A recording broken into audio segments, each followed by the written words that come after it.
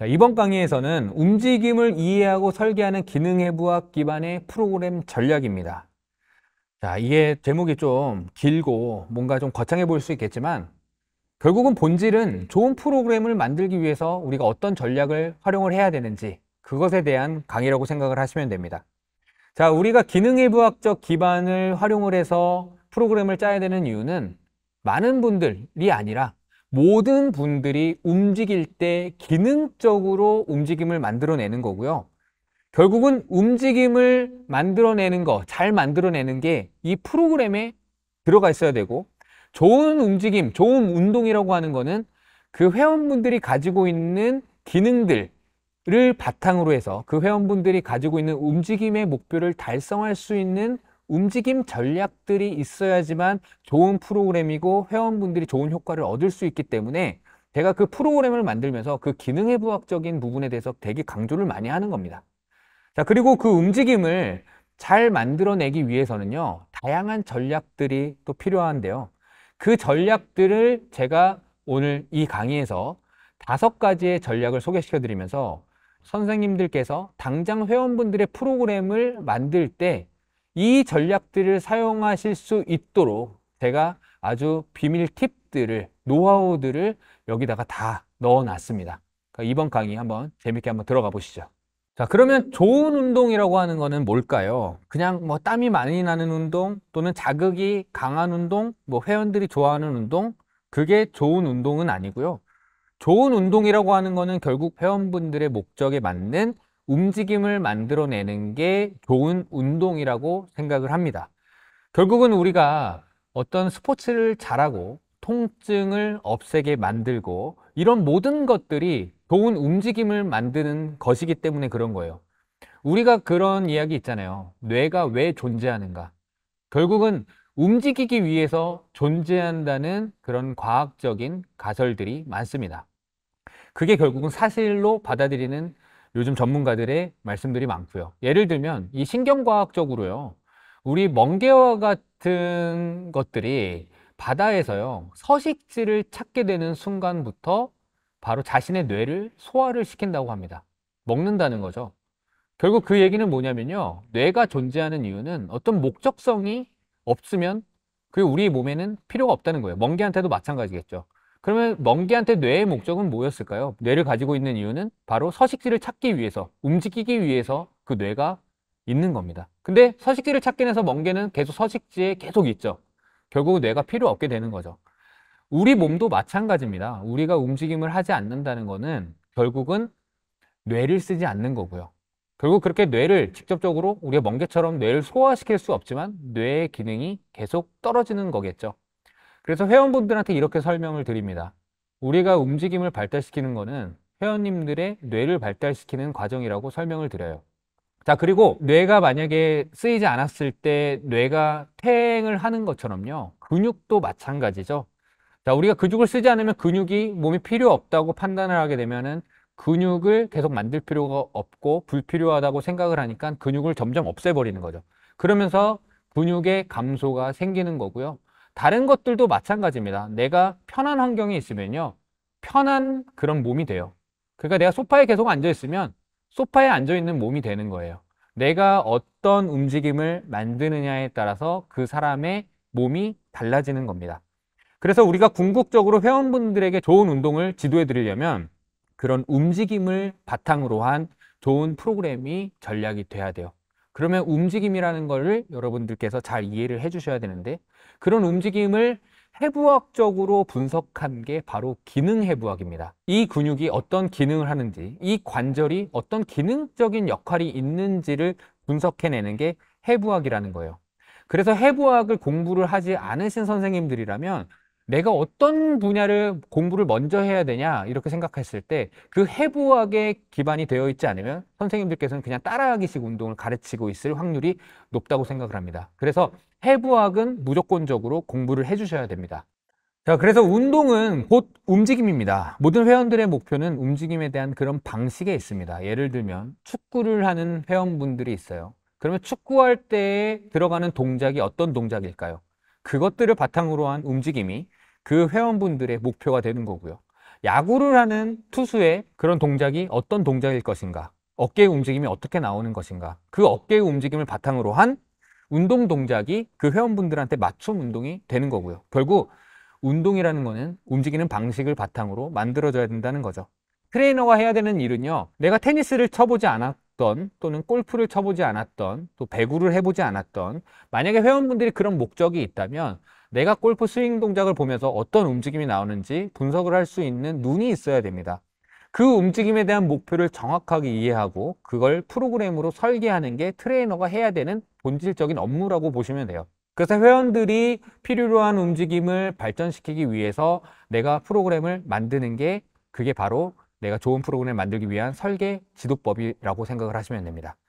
자, 설계를 제대로 만들기 위해서는 그럼 기능해부학이라고 하는 지식이 기반이 되어야 되겠죠. 만약에 이 강의를 들으시는 선생님들께서 나는 기능해부학, 해부학에 대해서 전혀 모르고 운동을 가르치고 있다 하시면은 이 강의를 들으시면서 이 9강과 그리고 그 다음 시간에 있는 10강을 이해하기 위해서는 그런 해부학적인 지식이 밑바탕이 좀 되어야 합니다. 자, 기능해부학이 그래서 필요한 이유는 운동 루틴이 어떤 구조로 이루어져 있는지 분석할 수 있어야 되고요. 요리사라고 한다면 어떤 음식이 나와도 그 음식에 들어가 있는 재료를 제대로 판단할 수 있어야 되고, 그 재료의 맛이 어떤 맛을 내는지에 대해서 정확히 알아야 되는 것처럼, 우리 트레이너들도 어떤 운동 루틴을 보면은 그 운동 루틴이 가지고 있는 기능적인 스토리들을 잘 아셔야 됩니다. 그래서 그 루틴이 어떤 스토리로서 전개가 되는지, 예를 들면 야구 선수의 트레이닝이라고 하면은 그 야구 선수의 이 트레이닝 루틴이 어떤 스토리로 전개가 되는지에 대해서 설명할 수 있어야 된다는 거예요. 그냥 좋은 운동만 막 나열해 가지고선 가르쳐 주는 게 아니라요. 자, 그래서 기능해부학은 곧 움직임 지도라고 표현을 할 수가 있습니다. 마치 내비게이션 같은 거예요. 우리가 어느 목적지를 갔을 때 그 지도가 없고 내비게이션이 없으면 방향이 제대로 설정이 될 수가 없겠죠. 그래서 기능해부학을 안다는 거는 그 회원들이 어떤 좋은 움직임을 만들 수 있는지 그 목표로 가기 위한 지도라고 보시면 됩니다. 그래서 해부학이라고 하면은 근육을 외우면 근육의 기시점, 정지점, 이런 것들 어디서부터 시작하고 어디서 끝나는지 이런 것들을 배우게 되잖아요. 이거는요, 죽은 해부학이에요.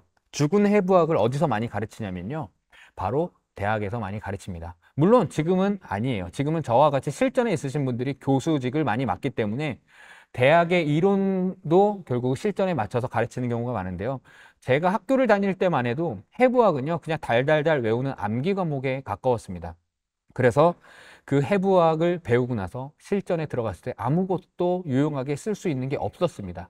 그냥 근육 외우기, 요 정도만 딱 됐지, 이걸 회원들의 움직임의 목적을 잘 달성시켜주기 위해서 이 학문을 어떻게 써야 될지는 전혀 감이 오지 않더라고요.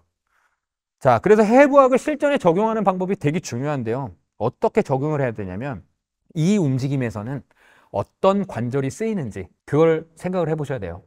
자, 푸시업이라고 한다면 푸시업을 할 때 어떤 움직임이 일어나는지, 푸시업을 할 때 어떤 관절이 쓰이는지부터 알아야 된다는 거예요. 푸시업 할 때 어떤 관절이 먼저 쓰이죠? 한번 대답해 보시죠. 자, 어깨 관절 생각해 보셨죠? 그게 첫 번째 기능해부학을 실전으로 적용하는 방법이에요. 두 번째, 지금 푸시업을 기준으로 말씀드리는 겁니다. 어떤 움직임이 있는가? 그러면 어깨가 지금 어떻게 움직이고 있죠? 푸시업 할 때 한번 푸시업의 모습을 상상해 보세요. 또는 한번 해보시죠. 푸시업. 팔이 어떻게 되고 있어요? 팔이 뒤로 갔다가 앞으로 오죠. 자, 팔은요, 위팔뼈라 해서 팔꿈치부터 어깨까지 연결되어 있는 위에 있는 팔이 진짜 팔뼈라고 얘기를 할 수 있죠. 그 움직임이 벌려졌다가 모아지는 움직임입니다. 그게 기능해부학이에요. 내 관절이 어떻게 움직이고 있는지. 그 다음은요, 자, 이 움직임을 알았다면 이 움직임을 만들어내는 근육이 어떤 것인가? 팔뼈를 모아주는 근육이 어떤 근육인 것인가? 그게 가슴 근육이 팔에 붙어 있고 가슴 중앙에 붙어 있어서 가깝게 만드니까 팔이 안쪽으로 모이는 거죠. 그래서 우리는 보통 이 운동이 어디 운동이에요? 이 운동이 어디 근육을 써요? 이렇게 질문하시는 분들이 많은데요. 기능해부학을 제대로 이해하지 못하고 그냥 특정 운동 동작을 어떤 근육이 쓰이는가 이런 암기 과목으로서 외우기 때문에 그런 거고요. 팔이 바깥쪽으로 벌려져서 안쪽으로 모아지는 동작이 대흉근이 하는 역할이라고 생각하는 걸 아신다면 이 푸시업의 동작뿐만 아니라 모든 팔을 뒤로 보내서 앞으로 모아주는 운동은 다 가슴 근육이 쓰이는구나, 이렇게 볼 수가 있겠죠. 그러면 어떤 운동들이 있습니까? 벤치프레스 또는 설거지할 때 팔을 앞쪽으로 모으고 있으니까 설거지할 때마저도 대흉근이 이런 팔뼈를 들기 위해서 쓰이는 거겠죠. 그러면 설거지하다가 어깨 뭉침이 계속 있으신 분들은 어디 운동을 해야 될까요? 그러한 동작이 잘 안 나오니까 대흉근의 운동도 중요하겠죠. 이런 식으로 스토리가 짜여져야 되는 겁니다. 자, 그러면 어떤 관절이 협응이 필요한가? 팔을 바깥쪽에서 안쪽으로 모으는 푸시업 동작에서 어떤 동작이 협응이 필요하죠? 몸통에 있는 근육도 쓰이죠. 발도 쓰이죠. 그리고 다리도 쓰이죠. 무릎도 쓰이죠. 이런 것들이 내 어깨 관절의 움직임을 같이 쓰기 위해서 도와주는 것들이 어떤 근육이 있고 어떤 관절이 있는가, 이렇게 생각하는 게 기능해부학적인 사고라는 거예요. 자, 어떤 상황에서 쓰이는가? 제가 말씀드렸죠. 설거지할 때도 대흉근을 쓰고 있다는 거고요. 팔을 위로 들어 올리는 동작도 팔을 바깥쪽에서 안쪽으로 모이는 동작이니까 대흉근을 쓰겠죠. 그러한 모든 동작들, 제가 지금 이렇게 앉아있는 이 자세마저도 팔이 안쪽으로 모아져 있는 자세입니다. 이런 상황에서도 모두 다 그러한 기능을 해주는 근육들이 다 사용된다는 거죠. 왜 중요한가? 그럼 대흉근이 중요한 이유는 팔뼈를 잡고 있는 근육이니까 내가 앞에서 하는 모든 행동을 할 때 대흉근이 다 작용을 하고 그 기능이 제대로 역할을 하지 못하면 어떤 문제가 발생하느냐? 팔뼈를 잡고 있을 때 이게 해주지 못하면 다른 근육들이 더 일을 많이 하겠죠. 그러니까 승모근들이 많이 뭉치는 거죠. 이러한 가슴 근육도 하는 일이 그냥 멋있어 보이기 위한 그런 운동이 아니라 팔뼈의 기능적인 부분으로 생각을 해보면 푸시업이라고 하는 운동의 가치가 엄청나게 올라가는 거죠. 그래서 이러한 사고들이 다 기능해부학적인 사고예요. 회원들한테 운동을 설명해 줄 때 이러한 내용들이 다 들어가 있으면요, 제가 이전 강의에서 설명드렸던 이론형, 호기심형 회원한테 이런 이야기들이 정말 그분들한테 매력으로 다가올 수 있다는 거죠. 이런 설명들이. 자, 제가 말씀드렸듯이 또 하나 기능해부학적인 사고를 예시를 한번 드리도록 하겠습니다. 자, 어떤 분이 오셔가지고 상담을 하시는데 팔을 앞으로 들어올리는 동작이 어깨가 아파서 힘들다고 말씀을 하세요. 그러면은 대부분 기능해부학을 제대로 익히지 않으셨던 분들은 팔을 들어올리는 동작을 하는 근육이 이 어깨 근육이니까 자, 어깨만 강화시켜야겠다, 이렇게 생각하고선 어깨만 훈련시킵니다. 거기서 끝이거든요. 근데 기능해부학을 아시는 분들은 근육으로 접근하지 않아요. 관절로 접근합니다. 팔을 앞쪽으로 들어 올렸을 때 어깨의 움직임이 어떤 움직임이죠? 해부학적인 용어를 어떻게 쓸까요? 어깨의 어떤 움직임이죠? 이걸 바로 말씀을 못 하셨다면 기능해부학을 다시 공부하셔야 됩니다. 기초부터요. 팔을 앞쪽으로 들어 올리는 건 굴곡이라고 하는, 굽힘이라고 하는, 영어로는 플렉션이라고 하는 언어를 씁니다. 그 동작이 안 된다는 거죠. 그때 쓰이는 근육은 전면 삼각근뿐만 아니라 다양한 근육들이 쓰여요. 이두 근육도 앞에서 팔을 굴곡시키는 데 작용을 합니다. 그런데 만약 전면 삼각근 따로 외우고 그리고 팔 이두 근육을 따로 외우면 움직임적으로 상상할 수 없고요, 다 근육적으로 상상하게 되는 거예요. 그러면 팔을 굴곡시키는 동작을 할 때는 이두 근육도 운동되고 전면 삼각근도 운동이 되는 거죠. 하나의 움직임만 외웠는데도 여러 가지의 근육들을 외우게 되는 거고요, 또 훈련하게 될 수가 있는 거겠죠. 그러면 팔을 앞쪽으로 들어 올리는 동작에서의 협응하는 근육들, 움직임의 안정화와 또 협력하는 근육들이 어떤 근육이 있을까요? 이렇게 움직일 때 여기뿐만 아니라 사실은 견갑골, 날개뼈도 같이 움직이게 되겠죠. 그러면 날개뼈 주변에 있는 근육들이 같이 쓰이게 되겠죠. 그게 바로 협응하는 거예요. 여기만 쓰이지 않는다는 거죠.